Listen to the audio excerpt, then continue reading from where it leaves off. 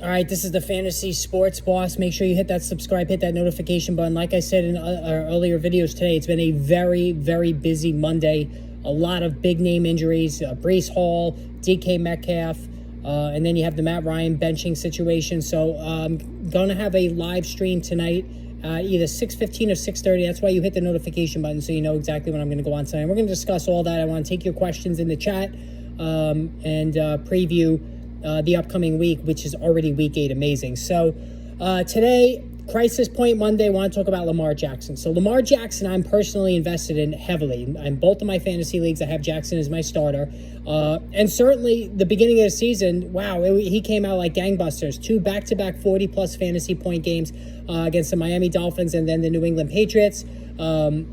Began the season 3 touchdown passes, 4 touchdown passes, and then he absolutely ran wild. 119 yards against Miami, 107 against the New England Patriots, and 2 touchdowns combined in those 2 games. And it certainly looked like, just like Aaron Judge in baseball, bet on himself heading into free agency. Lamar Jackson betting on himself heading into free agency was, show me the money, because he was off to a rousing start. But starting with October 2nd against Buffalo, one of the best defenses in the NFL, trouble really started to arise. And that also coincided with 2 things. 1, a hip injury that started to show up on the injury report.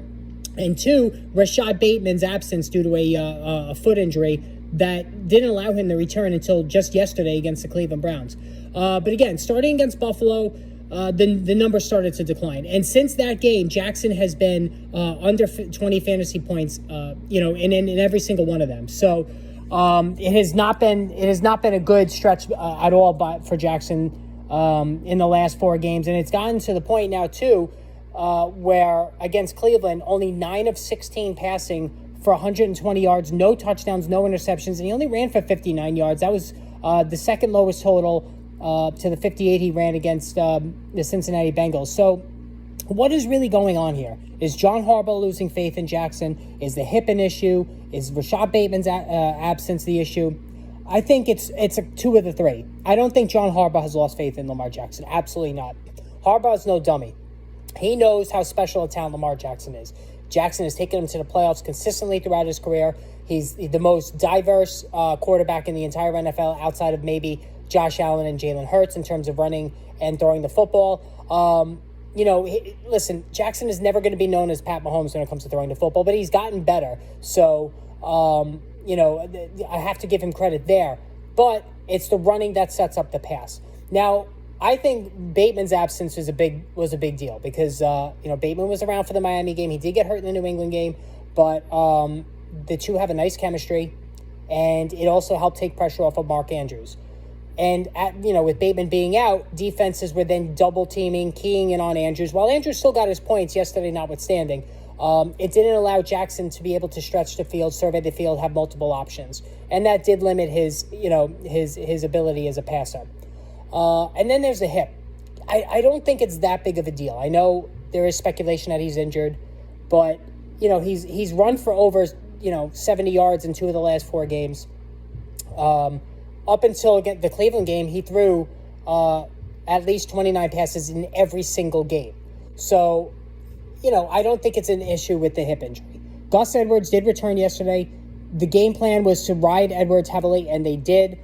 The Browns' defensive line is ferocious. They got in Jackson's grill constantly. Jackson had very little time to throw the football. So I just think it was a situation where the Browns' defensive line owned the line of scrimmage, and it really forced the Ravens to go run heavy, and it really hurt Jackson's ability to throw the ball. Now, that being said, this Thursday is a key game. We just saw P.J. Walker, of all people, light up the Tampa Bay Buccaneers defense. I think there's going to be a lot of points scored in this game. This is a prime opportunity for Jackson to get right, and I think he will. I'm just slightly worried about him. Maybe pressure of the contract is getting to him. That might be the only thing I'm concerned about. Other than that, I think Jackson's going to be just fine. As a matter of fact, if you could try to buy low on him, I would suggest doing that, because I've spoken many times this season about how the run-pass quarterbacks are dominating fantasy football this season. Josh Allen, Jalen Hurts, Pat Mahomes to a lesser extent, and then Lamar Jackson. You look at the pocket passers, Matthew Stafford, Tom Brady, Aaron Rodgers, even Justin Herbert. It's been nothing but struggles for those guys this season. So I think you should buy low on Jackson. I think he's going to be okay. And if this were a trend of Mirage video, I'd say it was Mirage what's going on lately with Jackson. I'm not concerned that he won't be the guy that we all love every season in terms of his massive production. All right, hit that subscribe, hit that notification button. Tune into the live stream later tonight.